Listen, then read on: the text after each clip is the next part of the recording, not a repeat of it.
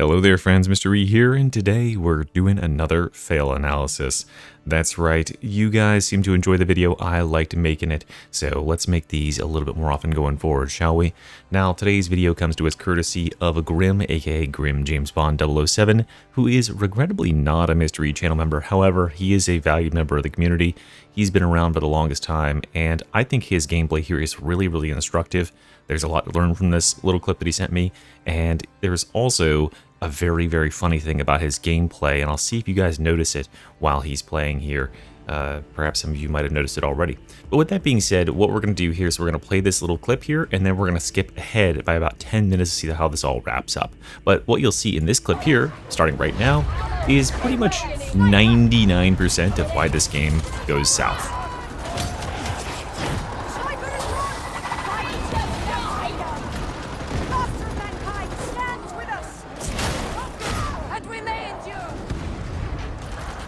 Okay, so our Psyker has gone out on top of the elevator out in the center there, and they are coming back our way, and they are now grabbed by a mutant and thrown downstairs. That is unfortunate, because it's now summoned a couple bosses. There's the Demon Host Ritual that's summoning in, and they've summoned at least a captain. There might be more, because Grim doesn't have the mods to show if there's more health bars.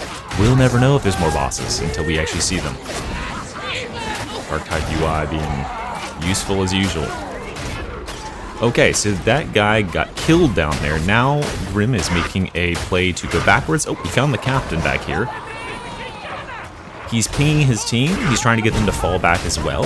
Clearly his strategy is that if everyone can fall back in time, they might be able to get this guy to respawn closer to them rather than way further ahead in the mission, which would be really good. Got some mutants and trappers on him. Of course, all the disablers going for him because he's isolated. Gotta be really careful here. I hear multiple trappers afoot. Ooh, did I just hear a burgle noise? So you see he's holding way back here. He's waiting for those respawns. See the respawn timers in the bottom? Okay, so now they've respawned, which means it's okay to push forward. But it seems that his other ally didn't back up. So the respawn didn't occur here. I don't know where his other ally was at the time, but if he was in this next room up, he might have just screwed over the whole thing. And it seems that, in fact, he did, because he was too far forward. Whoa, that was dangerous with that sniper laser there. Snipers will nail you when you are falling down like that. Doing a little bit of sniling there. Now, I'm going to pause it right here. Just to cut ahead to save you about 10 minutes of time. Grim goes and more or less solos this other guy's soul stays alive for quite a while, but it all culminates way at the end down here with this play, this sort of desperate play here. Where is it? Something like this timestamp right here. Nice little dodge on the trapper. He's got to get this res. He's the last person left alive. He's got to get that demon host stopped before it summons in about 15 seconds. He's got to stop that mutant and get the res, and he gets bopped by a second mutant, and a bulwark knocks him out of his res. And that's it for Grim. That's unfortunate. So that is in no way Grim's fault. In fact, when watching this back, Grim did pretty much literally everything correct. And it's all down to his allies. Let's go ahead and rewind to where we started this whole encounter, and let's begin by pointing out some really valuable learning moments here to not do if you are in the position of any of his allies here, and you should definitely take after Grim. Now, one thing I want to point out before I begin this is, did you notice? I want to ask you, comment honestly down in the comments below. Comment, did you notice what's so different about Grim's playstyle? That's right, he plays on console. Grim is the most cracked console player I have ever seen, and yeah, it is truly insane. If you didn't look at the hotkeys and stuff down here, if you didn't look and see that he's got down D-pad as his dagger throwing button, you would never know from his mechanical ability. I mean, it's as good as any player, including myself, that plays on Havoc, and this is Havoc 40, right? So the fact that he basically solos for 10 minutes with TacAxe Zealot is really impressive. But that doesn't defeat the worst enemy in the game, which is allies who are screwing you over. So this all starts right here with this Psyker's decision to go out on this center platform, which is really, really bad. When you're in this room here, or rather this room here, so now you can see where the Psyker is going, stay back here because this room has cover from all sorts of gunners and stuff. Out here on the center platform it's exposed, and if you didn't have the bubble, you would be suicidal to go out there.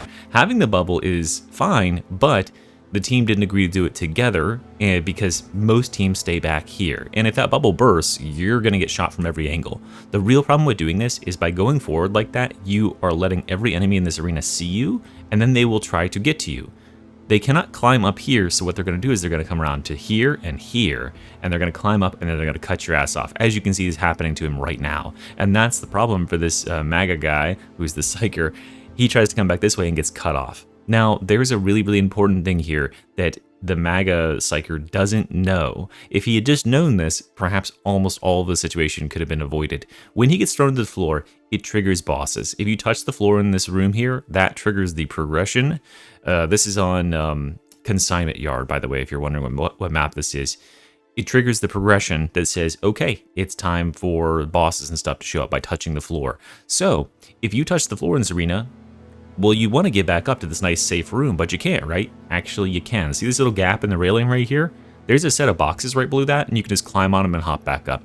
Easy as that. So once he gets thrown to the floor, he freaks out and he runs away and gets over here. I think that the veteran might also go down there with him to help him out. Both of them end up getting killed, right? So they could just very easily have hopped back up and taken the whole fight here, because all the bosses will come to you. So yeah, that's the first really, really big mistake here, was being overextended. Then on his way back, getting grabbed by this mutant, and then yeeted to the floor, and not just immediately running 5 feet to his right and hopping back up. He clearly is freaked out because he sees what has just happened, and he's trying to get away. But hey, this is a Psyker with wounds, so what are we expecting? Okay, so that's one really, really big mistake. Now, that Psyker's gonna die, and Grim immediately makes the right decision, as I mentioned in the moment, which is he needs to start going backwards. Because if he can get backwards fast enough, he can actually get this guy to respawn really, really close to them. In fact, if the whole team falls back to where Grim ultimately ends up going back to, he'll respawn right here, which is amazing. Because then, even if the Demon Host ritual, which has about, I think these things take about 4 minutes total if you don't piss them off at all, that Demon Host, with 4 people alive, they should be able to kill it. They'll be able to take it. But 4 minutes is a lot of time. This guy will be respawned in probably about 20 seconds total.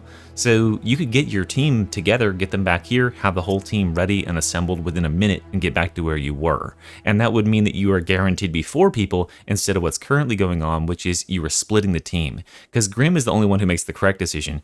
The other guy, this veteran, I think goes out there as well and gets killed. And Soul makes the decision, as you'll see a little bit later on, that he needs to push forward and kill this Demon Host, which is completely unnecessary. And it is the cardinal sin of this replay here. It is the worst decision that anyone made in this entire clip. We'll see it here when we cut forward a little bit here. Right there. Watch the Demon Host health. Right there, it dies, and there's only one other guy alive, so that lets you know that Soul actually pushed forward to kill this thing. In doing so, what he did is that Demon Host ritual was here at the, it's really blurry, of course, but over on that side of the room, past the elevator, there's the Demon Host ritual down there. So by standing down there to kill that ritual, he has blocked not only the spawn from being down here where Grim backed up to, but also there's a spawn point that's over here on this side of the room, sort of where the Psyker died at over in this corner. And both of those spawns are blocked. And what that invariably does is it pushes the respawn forward like infinity light years down this hallway out here past the Medicae. So they have to get, as just 2 people, all the way down this hall in order to get the revive. And they've already got 3 bosses on them right now. They've got a Plague Ruin, they got a Burgle, and they got the Captain. And if they progress down that hallway, there's even more boss triggers. And as you saw in the ending clip, there's a Demon Host ritual down there as well. And they only have 2 people with which to tackle this threat, which is just absurd. So how do you avoid the situation, or how do you combat the situation? Well, it never should have happened in the first place, right? So that's pretty much the wrap on everything here. There really just realistically is no way to retake this without just some really absurd luck. The the amount of work that you would have to do to kill all these bosses and then get down there and not get killed by something else randomly is just exorbitant, and most players are going to die trying, right? If, for instance, the twins or something decided to spawn, you're just over. The game is just over. And it takes them a full 10 minutes, so I feel really bad for these guys because they have to sit out for 10 full minutes while these guys try their best to play the game out, but it's just futile from this point. So let's review all the mistakes that were made and how to not make them. First of all, don't overextend ahead of your team, especially in a completely isolated position like this on top of the elevator. And if you do and realize that someone's there, make certain you don't get mutated on the way back. Oh, this is a perfect angle as well. As you can see the boxes down there. If you get thrown down, if you are in this room and you touch the floor, the bosses will spawn. This is actually a great strategy in Consignment Yard because there are a lot of, as you saw, this will spawn multiple bosses. This is one of the hardest boss spawning and mob spawning rooms in the mission. So if you can trigger those early and make them come and fight you on your turf, like in that room that's protected from gunfire and stuff up there, then you're going to have a great setup to taking those out pretty easily. So just drop down. All you got to do is drop through this gap and touch the floor, and then jump back on the box and jump back up here. There you go, easy as pie. And you'll just have to hold down shift to mantle up the ledge, or jump, or whatever your jump key is. So yeah, that's the first solution to the first problem, which was don't overextend, and if you do fall to the floor, climb back up and get regrouped with your team. Second wrong decision here was to push down and try and rescue the person who is probably invariably dead because they didn't know how to get back up. The right decision was to fall back. And the third, and probably the absolute worst decision, was to push forward and try and take out that Demon Host Ritual on your own. Not only pissing it off, but also forcing the spawns to go an eternity farther back in the map to where, you know, the retake is never ever gonna happen, because now you're like 1 against a billion with the odds of actually getting that done.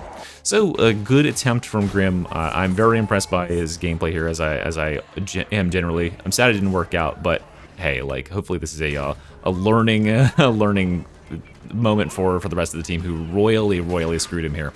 Sorry for your loss, but hey, at least it made a good loss submission. Thanks for submitting it. Guys, keep submitting your fails. I like, you know, 5 to 10 minutes YouTube clips are the best way to look at these. My channel members, my YouTube channel members, are going to get first pickings, unless, you know, you're a VIP of some sort, like Grim is. And then I'll send them to my email at mysterytide@gmail.com if you want to get them picked from there. But thanks for watching, and I'll see you next time.